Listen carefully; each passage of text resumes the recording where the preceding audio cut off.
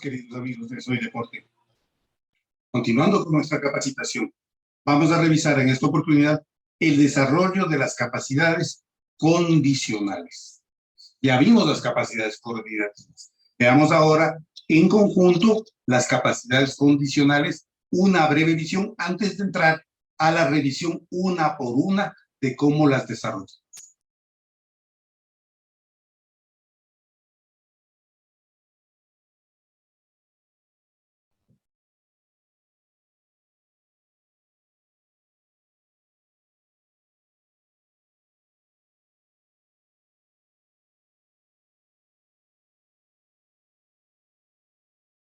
Desarrollo de las capacidades condicionales.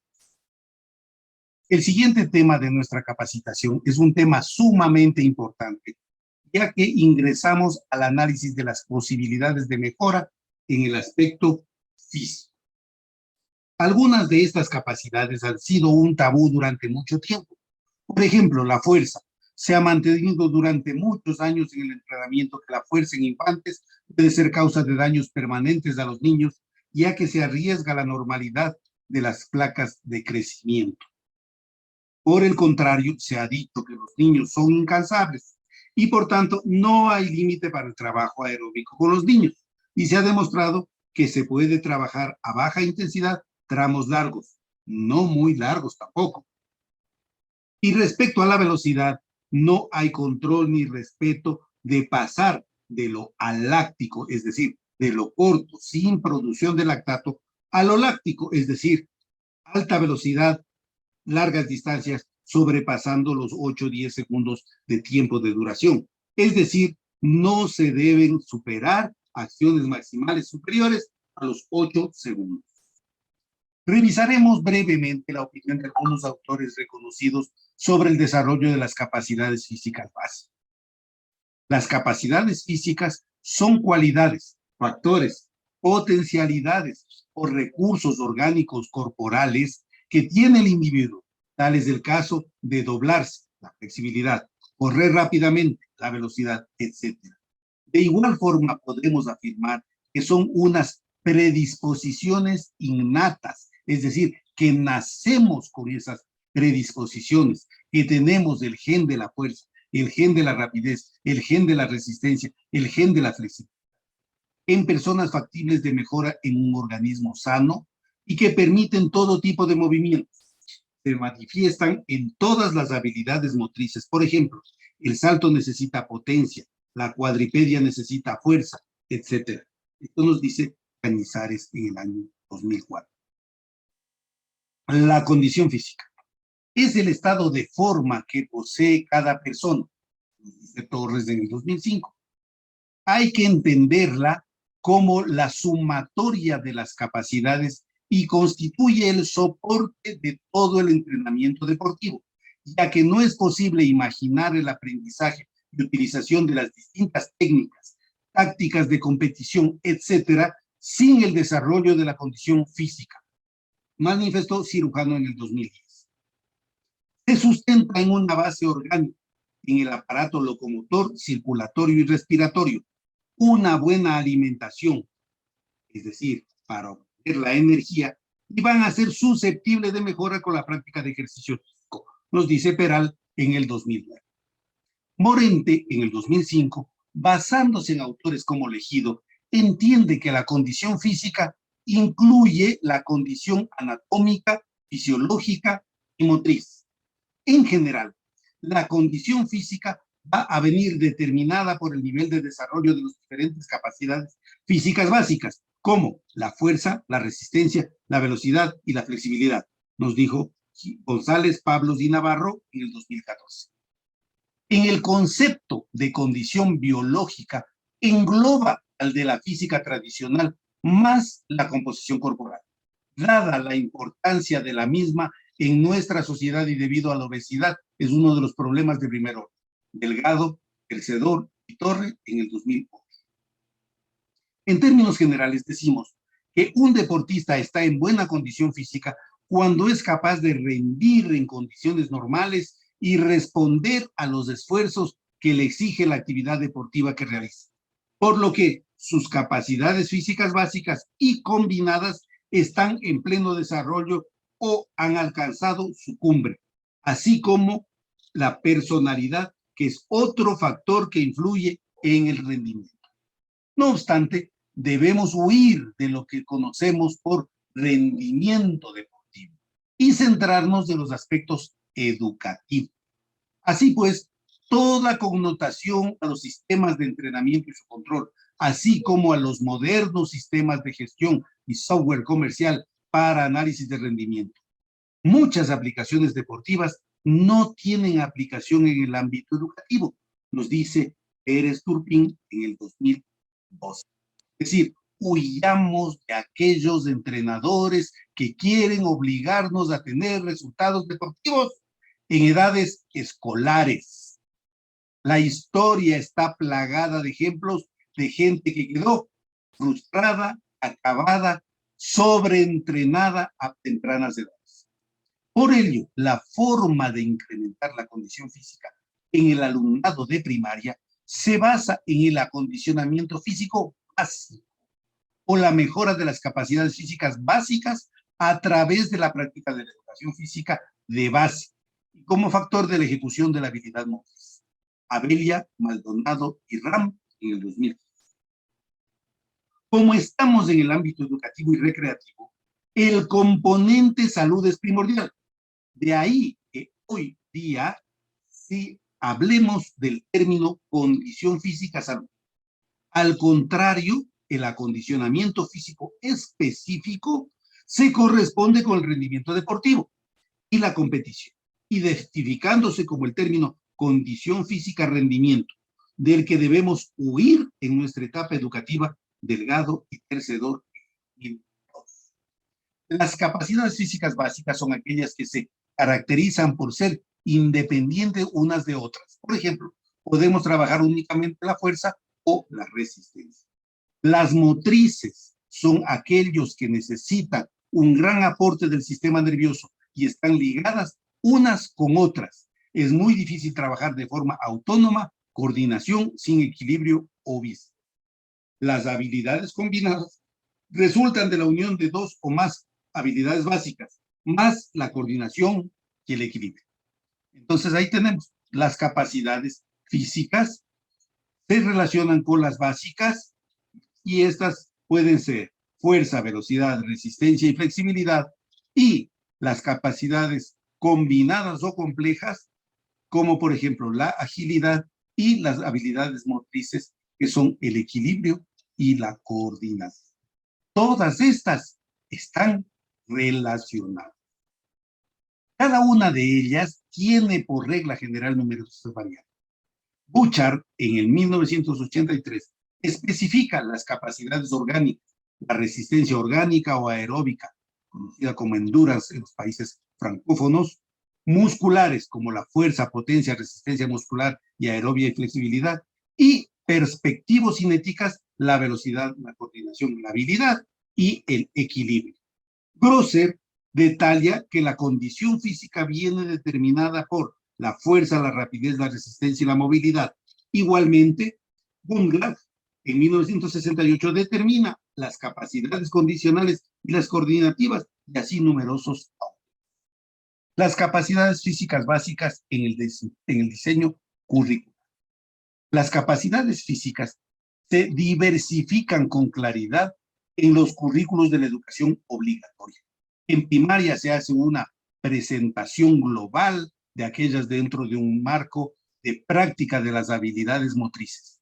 En edades posteriores se limitan a objetivos muy influidos por el modelo condición física salud, con esfuerzos moderados y evaluación criterial. La idea de la educación física rendimiento dejó de existir oficialmente en la escuela, nos dice Navarro en el año 2000. La resistencia, su evolución y factores que influyen en su desarrollo. La resistencia es uno de los componentes básicos del rendimiento deportivo y es usualmente tenida como las más importantes para tener una buena condición fisiológica, debido a que nos permite realizar una carga intensa durante mucho tiempo, así como recuperarnos tras un esfuerzo. González, Pablos y Navarro en el 2014. Su manifestación más clásica se observa en las carreras de larga distancia, donde los corredores utilizan una reserva energética, nos dice Legas en el 2012. En el ámbito escolar supone que los alumnos participen dinámicamente en los juegos durante el segundo tiempo pedagógico. Hasta los 12 años, el tipo de resistencia que sobre todo debemos desarrollar es la aeróbica, y dentro de ella la capacidad aeróbica, no la potencia. Diversos autores como Kuller en 1977, Berg en el 80, etcétera, manifiestan que niñas y niños de entre los 8 y los 12 años tienen excelentes condiciones para realizar esfuerzos aeróbicos muy efectivos, con niveles de adaptación parecidos a los de las personas adultas, porque metabolizan los ácidos grasos con tanta tasa de oxidación de lípidos superior a la de los mayores. Convenimos utilizar juegos de carrera, de letras, populares, etcétera, los juegos relacionados con las habilidades motrices, etcétera. Es decir, a través del juego podemos desarrollar la resistencia. Prácticamente la totalidad de los autores coinciden en que la resistencia anaeróbica no se debe trabajar en estas edades. Esto no debemos entenderlo de forma categórica, ya que en muchos momentos niñas y niños van a entrar en fases anaeróbicas, tanto durante los juegos con los amigos como en una clase de educación física. Y esto no nos debe extrañar. Pero una cosa es topar la fase anaeróbica y otra cosa es entrenar la capacidad anaeróbica. Debemos tener en cuenta que su respuesta cardíaca es superior a la de los adultos y por tanto, con un elevado número de pulsaciones, puede estar trabajando en aerobiosis. Simplemente en ejercicios de marcha pueden oscilar entre 120 y 130 pulsaciones, lo que para un adulto supondría casi un esfuerzo de la capacidad aerobia. Ante esta circunstancia, lo mejor es no forzarlos, dejarlos recuperar libremente y con naturalidad. Por otro lado, debemos entender a la globalidad y al trabajar exclusivamente la resistencia aerobia o de base, entre otras cosas, porque puede producir efectos negativos en los niveles de velocidad y potencia. Independientemente de ello, y habida cuenta que nos referimos a chicas y chicos de primaria, su desarrollo debe basarse en una metodología amena y motivadora, con juegos divertidos para que provoquen la atención selectiva hacia lo lúdico. En cualquier caso, debemos tener en cuenta a unos indicadores subjetivos para controlar la resistencia y evitar sobreesfuerzo. Por ejemplo, centelleo de los ojos, ejecuciones incorrectas o descoordinadas de habilidades y destrezas, pérdida de la concentración y apatía ante los estímulos externos, sudoración desmedida o fría con palidez, de ciertos casos sofocación, sensación de debilidad o decaimiento, aparición de manchas rojas en la piel, etc. Evolución de la resistencia en las edades de la educación física. En el primer ciclo, mejora la resistencia, es decir, el ajuste motor en los esfuerzos aerobios y de diferencia entre los sexos. Segundo ciclo, al poseer mejor coordinación, se hacen movimientos más eficaces y económicos, y con ello se refleja en los esfuerzos de mayor duración. Y el tercer ciclo, los test denotan mejor capacidad de resistir a esfuerzos continuados. Hasta los 11 años las niñas y los 12 años los niños, se entra en la fase de mejor capacidad para resistir esfuerzos continuados por la aparición de la pubertad. La resistencia podemos valorarla en primaria, preferentemente en sexto grado, con el test de 600 metros, Kurzarbeit o Deleger. Aquí tenemos una gráfica de lo que tienes una distancia de 20 metros entre dos líneas y los niños tienen que estar, al sonar cada vez el pito, tienen que recorrer ese tramo hasta el agotamiento. Veamos el ejemplo.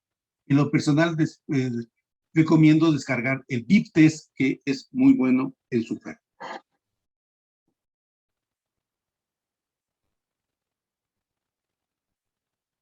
Empiezan los niños a un ritmo muy lento, muy suave, y cada vez el ritmo tiene que ir aumentando para que vaya mejorando.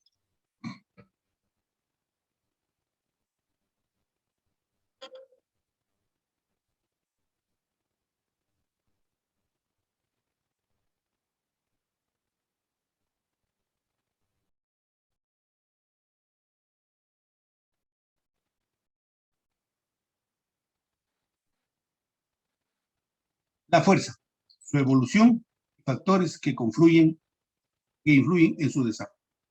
La fuerza es la principal fuente de movimiento, es la base de todo dinamismo corporal, nos dice Anselmi en el año 2015. Dentro de las capacidades físicas básicas, constituye uno de los factores fundamentales para la obtención del resultado deportivo. González y Navarro en el 2010. Las interpretaciones que se han hecho de la fuerza varían unos autores a otros, dando diversos sentidos del mismo concepto. Piñeiro en el año 2000. Su evolución y factores que influyen en su desarrollo. Hasta los 10 años, la fuerza parece igual en chicas y chicos. Como la pubertad se inicia antes en ellas, en las chicas, hacia el final de la etapa primaria, las niñas son más fuertes que los niños, porque el músculo, en forma natural, aumenta en grosor y longitud, y con el suficiente incremento ponderal, pero de a poco se va incrementando en periodos muy simples. Evolución de la fuerza en las edades primarias. En el primer ciclo, evolución natural por crecimiento y maduración. La base de la aplicación recae en el conocimiento del propio cuerpo. Es decir, los niñitos del primer ciclo, estamos hablando hasta cuarto de básica, van a hacer ejercicios dominando su cuerpo. En el segundo ciclo, la evolución viene determinada por el crecimiento y la mejora de la coordinación, hasta sexto. Y luego, hasta décimo, se incrementa la fuerza-velocidad con mayor coordinación, potencia de salto, y su aumento es constante a partir de los 11, 12 años en chicas y los chicos de 12 a 14.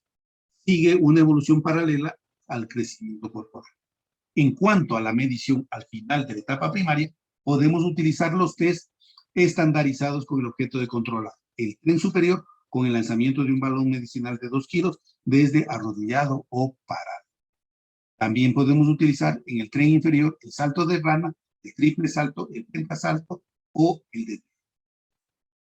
En medio, las abdominales durante 20 o 30 segundos con rodillas flexionadas y brazos cruzados al pecho. Velocidad, su evolución y factores que influyen en su desarrollo. Es uno de los factores físicos fundamentales para la práctica de cualquier deporte. Puede decirse que la velocidad es una capacidad innata en cuanto a caracteres fisiológicos, pero mejorable en cuanto a la capacidad de coordinación, técnica y potencia, dice Anselmi en el año 2000. Claro está que lo referido a lo heredado va a ser decisivo y casi definitivo para el futuro de esta capacidad en sus sujetos, lo que nos dice González, Pablos y Navarro en el 2014. Evolución de las capacidades, de la velocidad en las edades de educación primaria.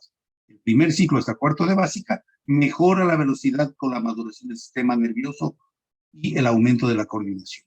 El segundo ciclo hasta sexto, séptimo, la mejor encadenamiento de los movimientos en el espacio-tiempo mejora la rapidez gestual y acíclica. Y en el tercer ciclo hasta décimo sigue incrementando la velocidad, ya que empezó con el ciclo anterior y por aumento de la fuerza y de la coordinación. Durante la etapa primaria podemos valorar la velocidad de desplazamiento a través de un test de 30 metros. Lo hacemos con salida estática, medimos la velocidad de aceleración, mientras que si lo hacemos en un espacio de 20 metros de aceleración, recorrió ya 20 metros, y desde estos conos tomamos 30 metros posteriores, vamos a medir la velocidad máxima. La flexibilidad de su evolución y factores que intervienen. Como capacidad del aparato motor es calificada por muchos como la capacidad básica y por otros como una capacidad derivada o secundaria. Hoy día es más valorada para el mantenimiento de la condición físicamente, nos dice Reina y Martínez. Lo que está claro es que se trata de la única capacidad involucionista, es decir, que se va perdiendo debido a que se nace con mucha flexibilidad y se va perdiendo poco a poco, sobre todo en la pubertad, aunque las chicas son más propensas a tener un mejor nivel que los chicos, contrario a lo que ocurre con la fuerza. El resto de las capacidades se desarrollan, pero la flexibilidad se la debe mantener. La evolución de la flexibilidad en las edades de la educación primaria, en el primer ciclo, gran nivel por la falta de osificación del equilibrio y la elasticidad de tendones y ligamentos. En este primer ciclo es donde más tenemos que trabajar flexibilidad. ¿Para qué? para dominar los ejercicios y posteriormente mantener en los siguientes ciclos. El desarrollo natural y el juego mantienen los buenos niveles de flexibilidad. Hasta los 10 años se mantienen los niveles cercanos al 90%. El tercer ciclo, a partir de los 11 años, la flexibilidad coxofemoral desciende. De los 11 a los 14 años se mejora la movilidad de la columna y el cinturón escápulo-humeral. Podemos resumir algunos de los factores que influyen en el desarrollo, como la movilidad articular es una característica de las articulaciones que se refiere a la amplitud de los movimientos que se pueden generar en cada una de ellas. Entonces, el trabajar ejercicios de flexibilidad de los diferentes segmentos es importante. El estiramiento muscular, proceso de alargamiento del grupo muscular que ha sido sometido a una fuerza horizontal y provoca un aumento en las longitudes de este. Mil gracias por su atención.